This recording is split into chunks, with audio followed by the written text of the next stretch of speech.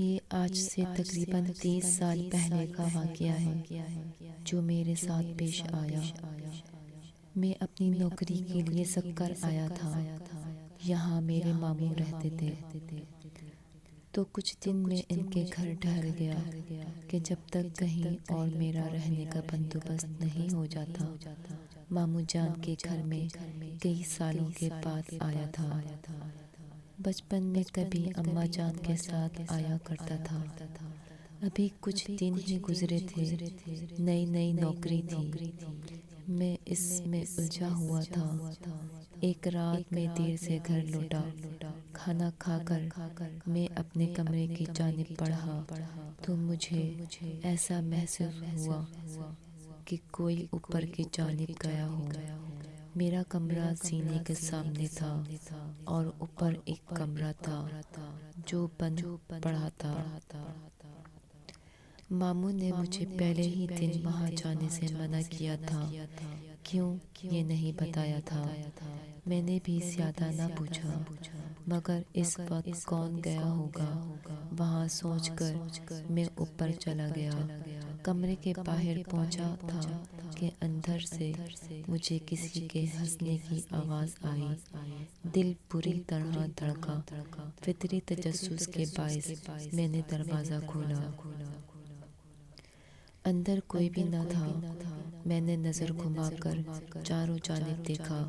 کمرہ عرصہ بند رہنے کی وجہ سے گرد آلود ہو رہا تھا۔ آوازوں کو اپنا وہم جان کر میں پلٹنے ہی لگا تھا کہ میری ممانی نے مجھے پیچھے سے پکارا۔ میں نے چونک کر دیکھا۔ مجھے حیرت بھی ہوئی کہ وہ کبھی سیڑھیاں نہیں چڑھتی تھیں پھر اوپر، مگر انہوں نے کہا کہ مجھے اوپر آتے دیکھا تو میرے پیچھے چلی آئیں۔ مجھ سے پوچھا تو میں نے بتایا کہ مجھے لگا کہ کوئی یہاں آیا ہے، دیکھنے چلا آیا۔ خیر میں نے ان کے ساتھ نیچے آنے لگا۔ ابھی 2-3 سیڑھیاں ہی اترا ہوں گا کہ مجھے محسوس ہوا کہ کوئی میرے پیچھے پھر ہنستا ہوں، مگر وہاں تو ممانی تھی۔ میں نے ڈرتے ڈرتے اپنی گردن گھمائی اور اپنے ہوش اڑ گئے۔ میرے پیچھے ممانی کے بجائے ایک جھلسے ہوئے چہرے والی عورت کھڑی تھی جس کی آنکھیں سرخ تھیں۔ خوف سے میں سیڑھیوں سے نیچے گر پڑا۔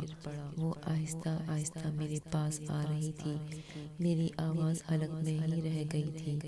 بامشکل میں چیخا تو میری آواز پر ممانی اور ماموں اپنے کمرے سے بھاگے آئے۔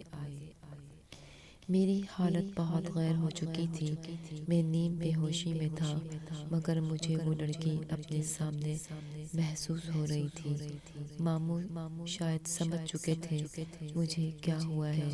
انہوں نے مجھ پر دم کیا اور اپنے کمرے میں لے گئے۔ کچھ دن بعد جا کر میری حالت بہتر ہوئی۔ میں نے اس رات کا تمام حال کہہ سنایا تو ماموں نے بتایا کہ اوپر بند کمرے میں آسیب ہیں، اس لیے وہاں کوئی نہیں جاتا، مگر وہ کسی کو نقصان نہیں پہنچاتے۔ تم نے شاید وہ دروازہ کھولا ہوگا، اس لیے تمہارے ساتھ ایسا ہوا۔ اس کے بعد میں جتنا وقت بھی ان کے گھر رہا، کبھی سینے کے پاس بھی کھڑا نہیں ہوا۔